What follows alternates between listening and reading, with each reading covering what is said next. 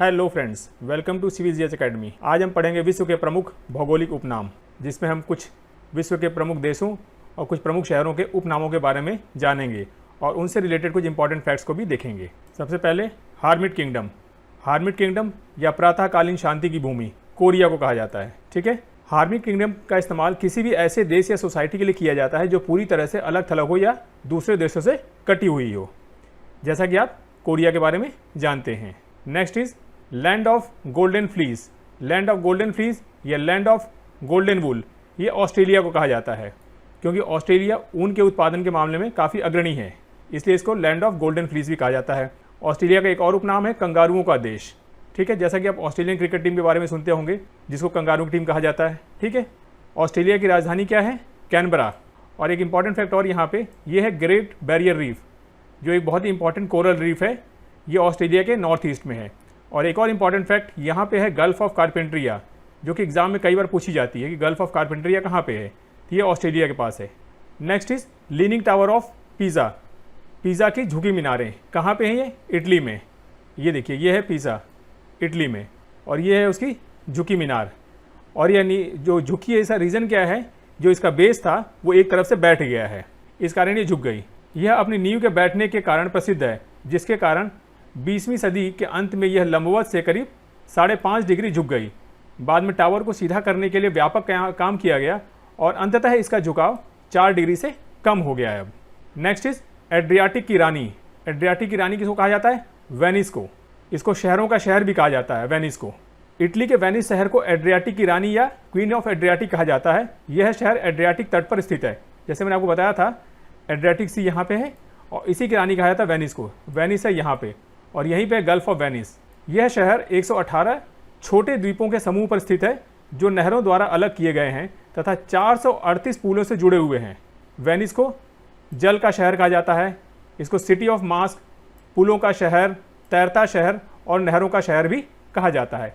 ये आप यहाँ देख सकते हैं, ये है वेनिस। 7 पहाड़ियों का नगर रोम को कहा जाता है। रोम जो कि इटली की राजधानी है, इसको शाश्वत शहर भी कहा जाता है, इटर्नल सिटी, या पोप का शहर भी कहा जाता है, रक्तवर्ण महिला भी कहा जाता है, प्राचीन विश्व की साम्राज्ञी भी कहा जाता है और पश्चिम का बेबीलोन भी कहा जाता है इसको, रोम को। तो रोम के इतने सारे उपनाम हैं।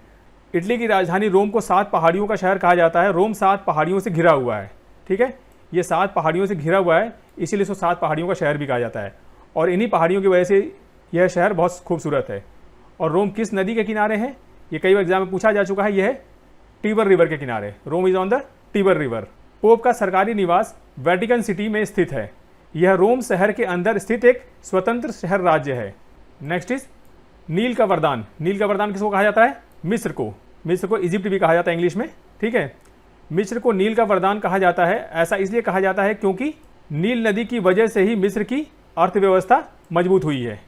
ठीक है, मिस्र की इकोनॉमिक में नील रिवर का बहुत बड़ा योगदान है या बहुत बड़ा इम्पैक्ट है, इसीलिए इसको मिस्र का वरदान भी कहा जाता है। मिस्र का अधिकतर भाग मरुस्थलीय है एवं पठारी है, जो कृषि एवं मानव निवास के प्रतिकूल है, परंतु नील नदी ने कृषि सिंचाई में महत्वपूर्ण योगदान दिया है यहाँ पे। संसार की सबसे लंबी नदी नील, और इसी नदी पर मिस्र में देश का सबसे प्रसिद्ध असवान बांध बनाया गया है। आप देख सकते हैं, यह है असवान बांध। यहाँ पे नील नदी की 2 सहायक महत्वपूर्ण नदियाँ हैं। ठीक है, सबसे पहले व्हाइट नील और दूसरी है ब्लू नील। व्हाइट नील रिवर जो है वो लेक विक्टोरिया से निकलती है। और मिस्र की राजधानी क्या है? कायरो। आंसुओं का द्वार बाबल मंडेब। बाबल मंडेब को आंसुओं का द्वार कहा जाता है। ये कहाँ पे है? आप ये देख सकते हैं, ये है बाबल मंडेब। बाबल मंडेब को आंसुओं का द्वार या दुख का द्वार कहा जाता है। यह अरबी प्रायद्वीप पर स्थित एक जल डमरू है। ठीक है, लाल सागर और अदन की खाड़ी को जोड़ता है। अरबी भाषा में बाबल मंडेब का मतलब होता है दुख का द्वार। बाबल मंडेब हिंद महासागर और भूमध्य सागर के बीच का एक बहुत ही महत्वपूर्ण समुद्री रास्ता है। ठीक है, बिना इसके आप भूमध्य सागर में जा नहीं सकते, क्योंकि भूमध्य सागर में आपको सुएज नहर को पार करने के लिए बाबल मंडेब से ही गुजरना पड़ेगा। ये देख सकते हैं, यहाँ पे है आपका सुएज कैनाल, ये आपका रेड सी हो गया, और यहाँ पे है आपका बाबल मंडेब, यह गल्फ ऑफ अदन। अगला है आपका निषिद्ध शहर। लहासा को निषिद्ध शहर कहा जाता है। लहासा तिब्बत की राजधानी है, जो लहासा नदी के उत्तरी तट पर हिमालय के घाटी क्षेत्र में स्थित है। यह है आपकी लहासा, जो कि तिब्बत की राजधानी है। Next is land of Thunderbolt, land of Thunderbolt बोला जाता है भूटान को, जो कि भारत का एक पड़ोसी देश है। इसको वज्र की भूमि भी कहा जाता है हिंदी में। हिमालय से घाटी के रास्ते आने वाले बड़े और हिंसक तूफानों की वजह से भूटान को यह नाम मिला है। जो हिमालय से आपके तूफान आते हैं, बर्फीले तूफान या भयंकर तूफान जो आते हैं, उसी के नाम से लैंड ऑफ थंडरबोल्ट पड़ा है भूटान का नाम। भूटान की राजधानी क्या है? थिम्पू, जो कि इस देश का सबसे बड़ा शहर है। और एक बहुत इंपॉर्टेंट चीज़, देश का लगभग 70% हिस्सा वनों से आच्छादित है। और इसके कुछ नेबरिंग स्टेट जो हैं इंडिया में, वेस्ट बंगाल है, Sikkim, Assam and Arunachal Pradesh. This share the boundary with the Bhutan, ये भूटान से बाउंड्री शेयर करते हैं। ये इंपॉर्टेंट फैक्ट है, कभी एग्जाम पूछा जा सकता है। ये देखिए यहाँ पे है भूटान, यहाँ पे। अगला है स्काई स्क्रैपर्स का नगर या गगनचुंबी का नगर, न्यूयॉर्क को कहा जाता है। एम्पायर सिटी यानी साम्राज्य शहर, ये भी न्यूयॉर्क को कहा जाता है। इसका जो स्काई स्क्रैपर्स का जो इसको उपनाम दिया गया है, ये मेनली इसके ऊंची ऊंची बिल्डिंगों के कारण दिया गया है। यहाँ की बिल्डिंगें जो हैं काफ़ी ऊंची ऊंची हैं। न्यूयॉर्क शहर को यह उपनाम अपने धन और संसाधनों की विविधता के कारण मिला है। जो इसको एम्पायर सिटी का नाम दिया गया है, यानी साम्राज्य शहर का नाम, वो दिया गया है इसको अपने धन और संसाधनों की विविधता के कारण। न्यूयॉर्क की सबसे ऊंची इमारत कौन सी है? वन वर्ल्ड ट्रेड सेंटर, ठीक है। और आपका न्यूयॉर्क में ही यूएन का हेडक्वार्टर है, यूनाइटेड नेशंस का, और यहीं पर है स्टैचू ऑफ लिबर्टी। अगला है आपका अंध महाद्वीप, किसको कहा जाता है? अफ्रीका को। इसको ये नाम उपनाम क्यों मिला? 20वीं शताब्दी के प्रारंभ तक इसके आंतरिक भागों के बारे में पूर्ण जानकारी नहीं थी, इसीलिए इसको अंध महाद्वीप कहा जाता था। इस महाद्वीप में 54 अफ्रीकी देश हैं, जिसमें अल्जीरिया का क्षेत्रफल के हिसाब से सबसे बड़ा देश है, और नाइजीरिया जनसंख्या के हिसाब से सबसे बड़ा देश है। अल्जीरिया यहाँ पे, ये देखिए, ये है आपका अल्जीरिया, जो क्षेत्रफल के हिसाब से सबसे बड़ा देश है, और नाइजीरिया इसके बगल में, ये जनसंख्या के हिसाब से सबसे बड़ा देश है। स्वर्णिम द्वार का नगर सैन फ्रांसिस्को। सैन फ्रांसिस्को को गोल्डन गेट का शहर कहा जाता है, क्योंकि यहाँ गोल्डन गेट ब्रिज है। यह पुल सैन फ्रांसिस्को की खाड़ी को प्रशांत महासागर से जोड़ता है। ये नाम इसीलिए इसको उपनाम मिला। ये है गोल्डन गेट ब्रिज, और ये है सैन फ्रांसिस्को, प्रशांत महासागर के किनारे। यूएसए के कैलिफोर्निया राज्य का एक प्रमुख सांस्कृतिक, वाणिज्यिक और वित्तीय केंद्र है San Francisco. Next is Quaker City. Quaker City किसको कहा जाता है? फिलाडेल्फिया को। इसकी वजह यह है कि फिलाडेल्फिया को फ्रेंड्स ने बसाया था, जिन्हें बोलचाल की भाषा में क्वेकर्स कहा जाता था। क्वेकर्स एक ईसाई धार्मिक संप्रदाय है। फिलाडेल्फिया पेंसिल्वेनिया का सबसे बड़ा शहर है, ठीक है। यूएसए में पेंसिल्वेनिया राज्य का सबसे बड़ा शहर कौन सा है? फिलाडेल्फिया। फिलाडेल्फिया को सिटी ऑफ फर्स्ट भी कहा जाता है। It is often called city of first due to its many pioneering achievements including first public library, first hospital, first zoo in the USA. बहुत सारी चीज़ें यूएसए में पहली बार यहीं पे स्थापित की गई, जैसे सबसे पहली लाइब्रेरी, सबसे पहला हॉस्पिटल, सबसे पहला जू, इसलिए इसको सिटी ऑफ फर्स्ट भी कहा जाता है। यह है फिलाडेल्फिया शहर, देखिए कितना खूबसूरत शहर है। एंटिलीज का मोती। एंटिलीज का मोती किसको कहा जाता है? क्यूबा को। क्यूबा को एंटिलीज का मोती कहा जाता है। क्यूबा ग्रेटर एंटिलीज में स्थित है। ये ग्रेटर एंटिलीज क्या है? Greater Antilles is a group of large island in Caribbean Sea. Caribbean Sea में एक बहुत बड़ा द्वीपों का समूह है, जिसको कि ग्रेटर एंटिलीज के नाम से जाना जाता है। और उसी द्वीपों के समूह में क्यूबा एक द्वीप है बड़ा सा, जिसको कि एंटिलीज का मोती कहा जाता है। क्यूबा का एक और उपनाम है विश्व की चीनी का कटोरा, ठीक है, sugar bowl of world. Cuba में गन्ने का उत्पादन काफ़ी ज़्यादा होता है, और यहाँ दुनिया का सबसे बड़ा चीनी उद्योग है। साल 1960 तक क्यूबा दुनिया का सबसे बड़ा चीनी निर्यातक था। क्यूबा की राजधानी हवाना। सफ़ेद हाथियों की भूमि किसको कहा जाता है? Thailand, the land of white elephants, क्योंकि यहाँ बड़ी संख्या में सफ़ेद हाथी पाए जाते हैं। थाईलैंड में सफ़ेद हाथियों की संख्या ज़्यादा होने के कारण इसे यह नाम मिला है। थाईलैंड में सफ़ेद हाथी शाही शक्ति का प्रतीक माना जाता है, ठीक है। थाईलैंड की राजधानी क्या है? बैंकॉक, और इसका राष्ट्रीय प्रतीक गरुड़ है। थाईलैंड में 94% आबादी जो है वो बौद्ध धर्मावलंबियों की है। अगला है 1000 झीलों की भूमि, किसको कहा जाता है? फिनलैंड को, लैंड ऑफ 1000 लेक्स। फिनलैंड में करीब 1,68,000 झीलें हैं, और फिनलैंड में कई झीलें हजारों साल पहले देश के हिमयुग के दौरान, यानी ग्लेशियल पीरियड के दौरान बनी थी। यह उत्तर यूरोप के फेनो स्कैंडिनेवियन क्षेत्र में स्थित है। फेनो स्कैंडिनेवियन, ये जो आपके 3 कंट्रीज हैं, नॉर्वे, स्वीडन, फिनलैंड, इनको फेनो स्कैंडिनेवियन कंट्रीज कहा जाता है। और फिनलैंड की राजधानी हेलसिंकी है। यहाँ पे ये देखिए हेलसिंकी, यहाँ पे ये है आपका फिनलैंड, और ये तीनों देश नॉर्वे, स्वीडन और फिनलैंड, ये फेनो स्कैंडिनेवियन कंट्री कहलाते हैं। यहाँ है गल्फ ऑफ बोथनिया, और ये यहाँ की सुंदर झीलें। ये कई बार यूपीपीसीएल से पूछा जा चुका है, बहुत इंपॉर्टेंट फैक्ट है ये। उगते सूर्य का देश किसको कहा जाता है? जापान को, कंट्री ऑफ राइजिंग सन।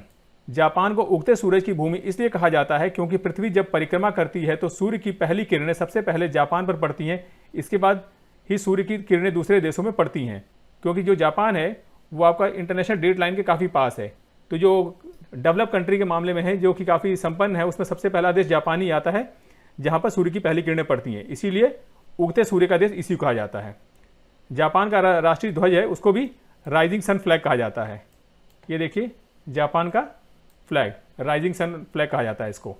ये भी बहुत इंपॉर्टेंट फैक्ट है एग्जामिनेशन पॉइंट ऑफ व्यू से। अगला है मध्य रात्रि के सूर्य का देश, नॉर्वे, कंट्री ऑफ मिडनाइट सन।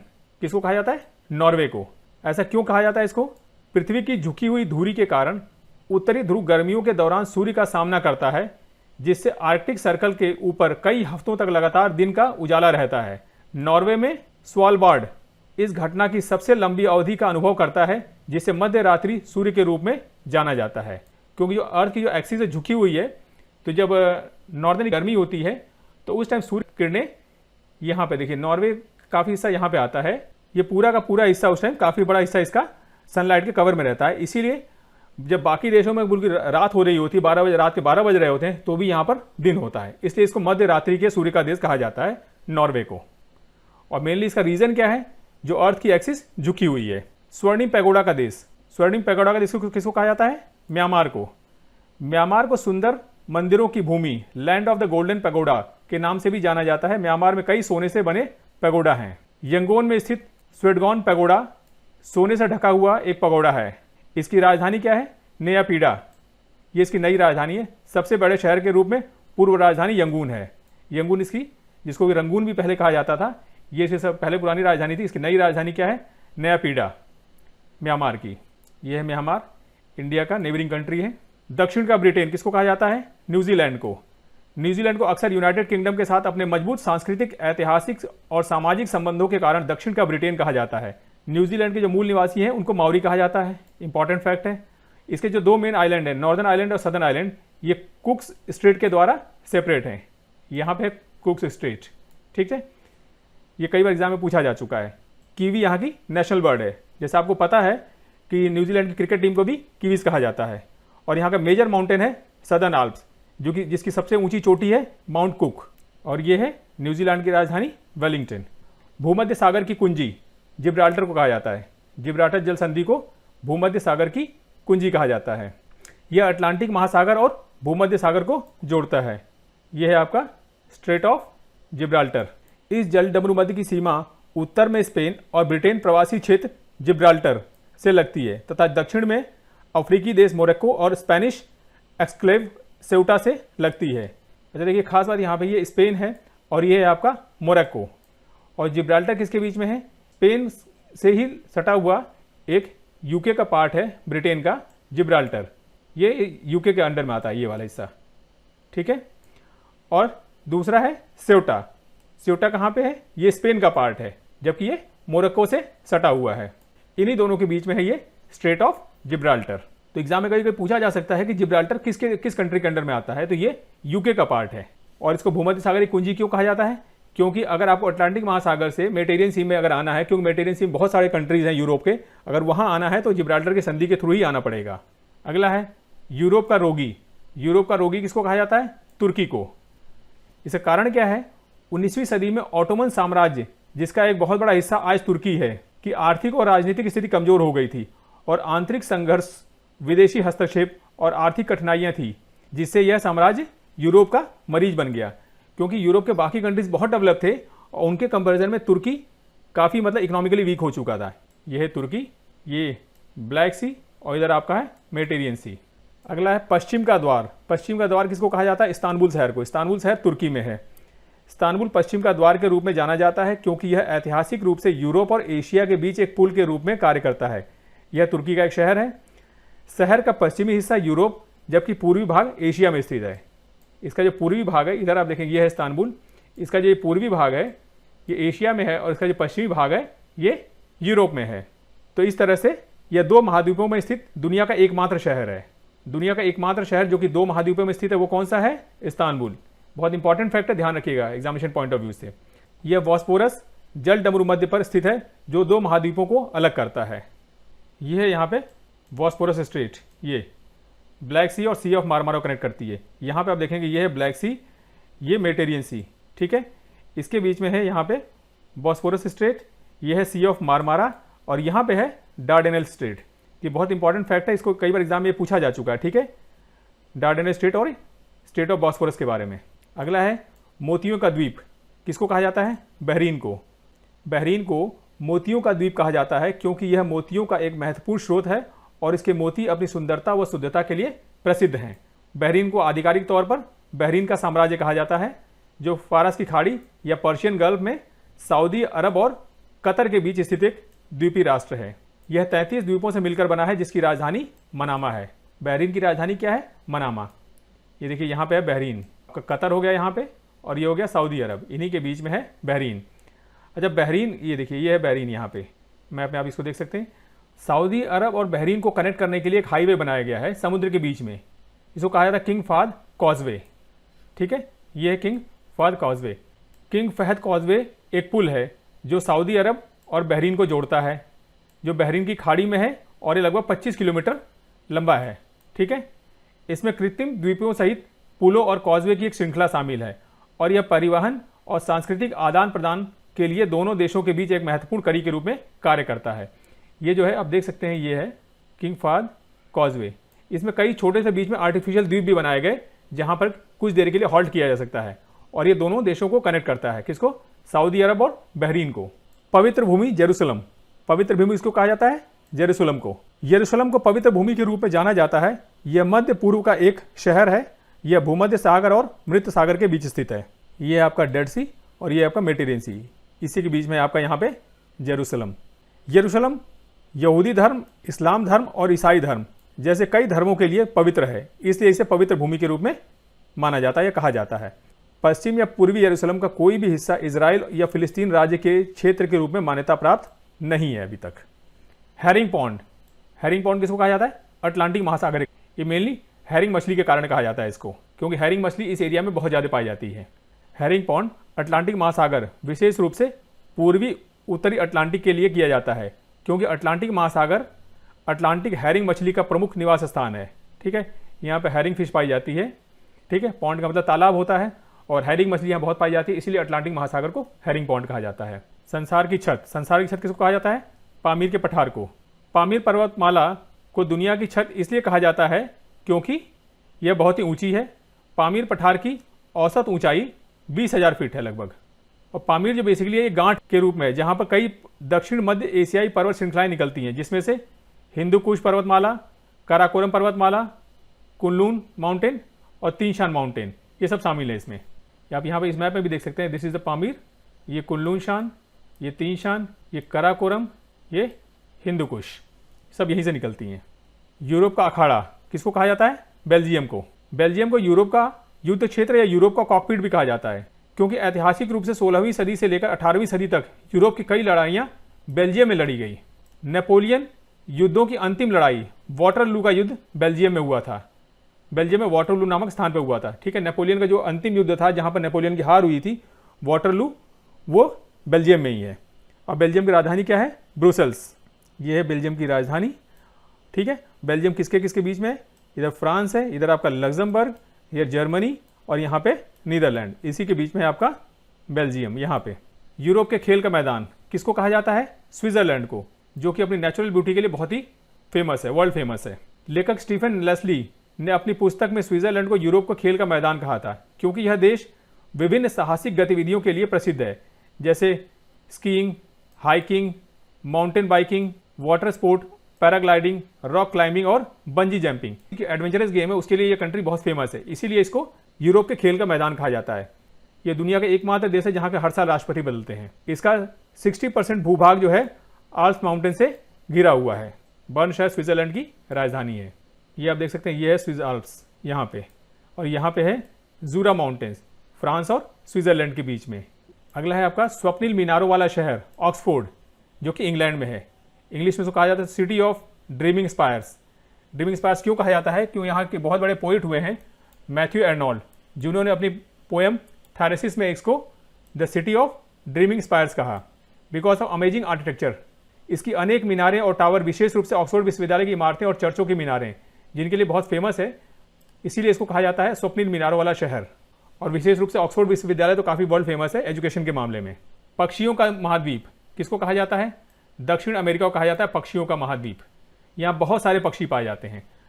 पक्षियों की संख्या अधिक होने के कारण पक्षियों का महाद्वीप कहा जाता है इसको। दक्षिण अमेरिका विश्व का चौथा सबसे बड़ा महाद्वीप है।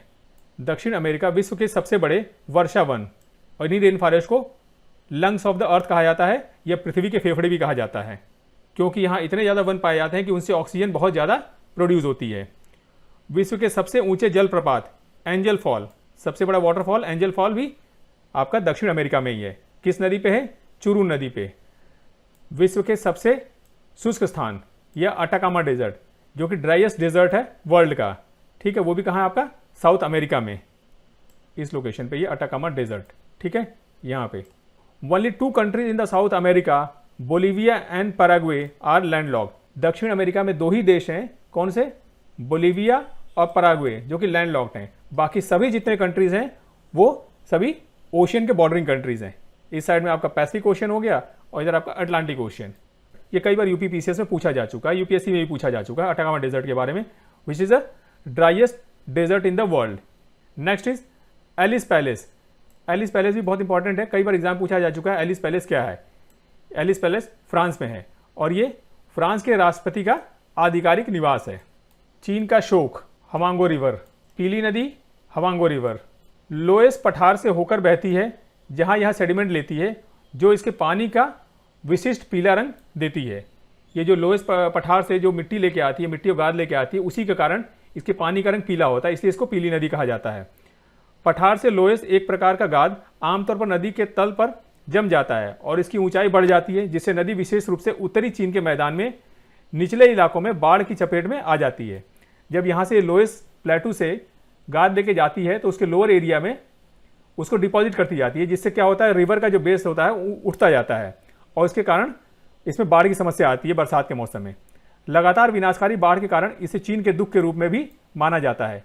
लेकिन अब इसके बाढ़ को कंट्रोल करने के लिए साइड में पूरी बैरिकेडिंग कर दी गई। आप यहाँ देख सकते हैं, ये बाढ़ से बचाव करने के लिए इसके साइड में बैरिकेडिंग कर दी गई है। लोएस प्लेटू कहाँ पे? चाइना में। ये भी एक इंपॉर्टेंट फैक्ट है। अगला है विश्व की रोटी का टुकड़ा प्रेरीज। प्रेरीज जो घास के मैदान हैं उत्तरी अमेरिका में पाए जाते हैं और इसको विश्व की रोटी का टुकड़ा कहा जाता है। उत्तरी अमेरिका में प्रेरीज जो कि समशीतोष्ण घास टेम्परेट ग्रासलैंड्स हैं। ठीक, किस तरह ग्रासलैंड? टेम्परेट ग्रासलैंड है।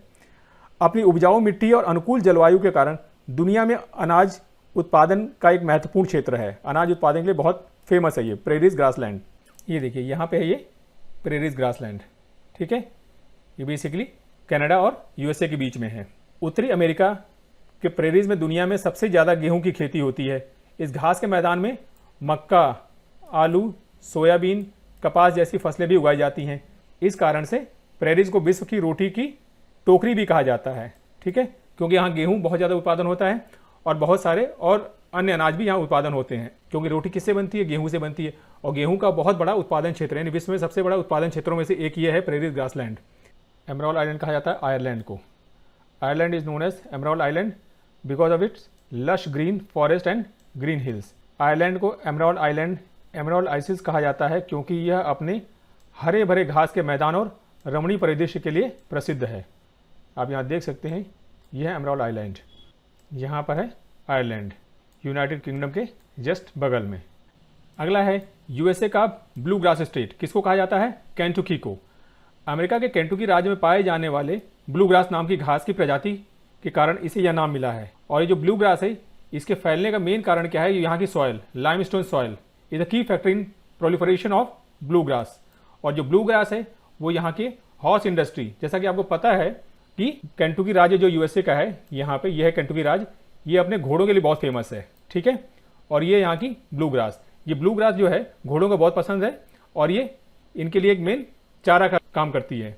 अच्छा, केंटुकी से एक चीज़ और याद आ गई, केंटुकी जो है KFC के लिए फेमस है। KFC रेस्टोरेंट्स की पूरी एक चैन है, वर्ल्ड वाइड चैन है, ये उसके लिए बहुत फेमस है। और KFC का फुल फॉर्म क्या है? Kentucky fried chicken. केंटुकी में दुनिया की सबसे लंबी गुफा प्रणाली है जिसको मैमथ केव नेशनल पार्क कहा जाता है। दुनिया की सबसे लंबी गुफा प्रणाली कहाँ पे है? केंटुकी में, यूएसए में। और उसका नाम क्या है? मैमथ केव नेशनल पार्क।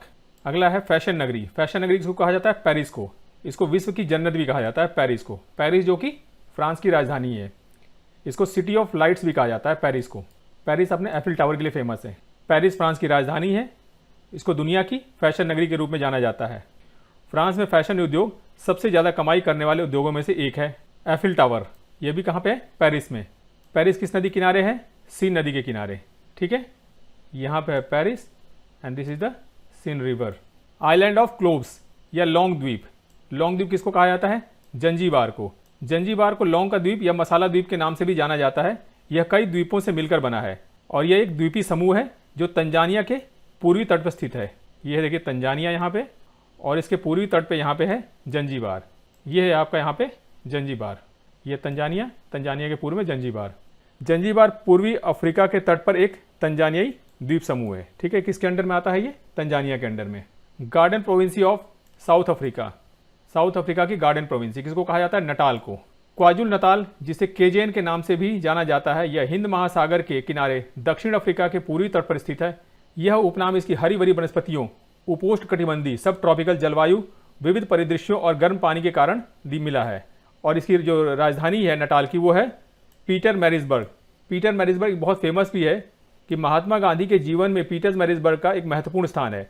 1893 में नस्ली भेदभाव के कारण उन्हें पीटरमैरिट्जबर्ग स्टेशन पर ट्रेन से फेंक दिया गया था, जिसने उनके सक्रियता और सत्याग्रह के उनके दर्शन के विकास को आकार दिया। पीटरमैरिट्जबर्ग ही वही रेलवे स्टेशन है जहां पर गांधी जी को ट्रेन से नीचे फेंक दिया गया था। पिरामिडों का देश मिस्र को कहा जाता है। मिस्र में 100 से ज़्यादा पिरामिड हैं। मिस्र के पिरामिड दुनिया के 7 अजूबों में से माने जाते हैं। मिस्र के सबसे मशहूर पिरामिड गीज़ा का ग्रेट पिरामिड है, जिसकी ऊंचाई कितनी है? 450 फुट। यह है गीज़ा का पिरामिड। पवन चक्कियों की भूमि नीदरलैंड। नीदरलैंड यहाँ पे इसको कहा जाता है पवन चक्कियों की भूमि। नीदरलैंड में 1200 से ज़्यादा पवन चक्कियाँ हैं। इनमें से कई अभी भी चालू हैं। नीदरलैंड अपने समतल भूभाग और तेज हवाओं के लिए जाना जाता है, जो इसे पवन चक्कियों के लिए आदर्श स्थान बनाता है। नीदरलैंड को हॉलैंड भी कहा जाता है। और यहाँ जो पवन चक्कियाँ पाई जाती हैं वो 2 तरह की होती हैं, पोल्डर मिलें और औद्योगिक मिलें। पोल्डर मिलों का इस्तेमाल ज़मीन से पानी निकालने के लिए किया जाता है और औद्योगिक मिलों का इस्तेमाल अनाज पीसने, लकड़ी काटने, पेड़ के लिए रंग द्रव्य बनाने और कागज़ बनाने के लिए किया जाता है। ये देखिए यहाँ की पवन चक्कियाँ, ये आप देख सकते हैं यहाँ पे। श्वेत शहर। श्वेत शहर किसको कहा जाता है? बेलग्रेड को। बेलग्रेड जो कि सर्बिया की राजधानी है। यह है आपका सर्बिया और इसकी राजधानी बेलग्रेड। बेलग्रेड को स्थानीय रूप से बेओग्राद के नाम से जाना जाता है, जिसका अर्थ है सफ़ेद शहर या सफ़ेद किला। शहर का नाम इसके किले के कारण पड़ा है, जो एक सफ़ेद रिज पर बनाया गया है। किला है, यह किला आप देख सकते हैं, इसके नाम पे पड़ा है। ये जो वाइट रिज पे बनाया गया इस किले को, जो पूरे इतिहास में बहुत ही रणनीतिक महत्व रखता है। ये जो किला था सर्बिया की हिस्ट्री में बहुत इसका इंपॉर्टेंट रोल रहा है। ठीक है, तो श्वेत शहर किसको कहा जाता है? बेलग्रेड को। बेलग्रेड किसकी राजधानी है? सर्बिया की। मैपल लीफ की भूमि। मैपल लीफ की भूमि किसको कहा जाता है? कनाडा को। Land of maple leaf. Canada में मैपल के पेड़ों की कई प्रजातियां पाई जाती हैं, जिसमें से 10 की उत्पत्ति कनाडा में हुई। मैपल का पत्ता कनाडा का राष्ट्रीय प्रतीक है। कनाडा का राष्ट्रीय प्रतीक आप उसके झंडे पे भी देख सकते हैं। ये देखिए, कनाडा के झंडे पे भी मैपल लीफ बना हुआ है। कनाडा के झंडे, पैसों और हथियारों के कोट पर मैपल के पत्ते का इस्तेमाल किया जाता है। कनाडा को लिली की भूमि भी कहा जाता है। कनाडा में बड़े फूल होते हैं जो लिली के आकार के होते हैं, इसीलिए कनाडा को लिली की भूमि भी कहा जाता है। यूरोप के बारूद का पीपा। यूरोप के बारूद का पीपा किसको कहा जाता है? बाल्कन क्षेत्र को। बाल्कन क्षेत्र में कई अलग अलग जाति समूह रहते थे और इनमें से कई ऑस्ट्रिया हंगेरियन साम्राज्य के शासक के खिलाफ थे। बाल्कन क्षेत्र में राष्ट्रवाद के उदय की वजह से यहाँ तनाव और मतभेद बढ़ गए थे। इसी वजह से बाल्कन क्षेत्र को यूरोप का बारूद का पीपा कहा जाता था। और इसी मतभेद के कारण यहाँ पर क्या हुआ? कई सारे देशों की उत्पत्ति हुई, जैसे ग्रीस, सर्बिया, मोंटेनिग्रो, बुल्गारिया, रोमानिया और अल्बानिया के स्वतंत्र राज्यों का गठन हुआ। यह है आपका बाल्कन क्षेत्र पूरा। इसको यूरोप के बारूद का पीपा कहा जाता था।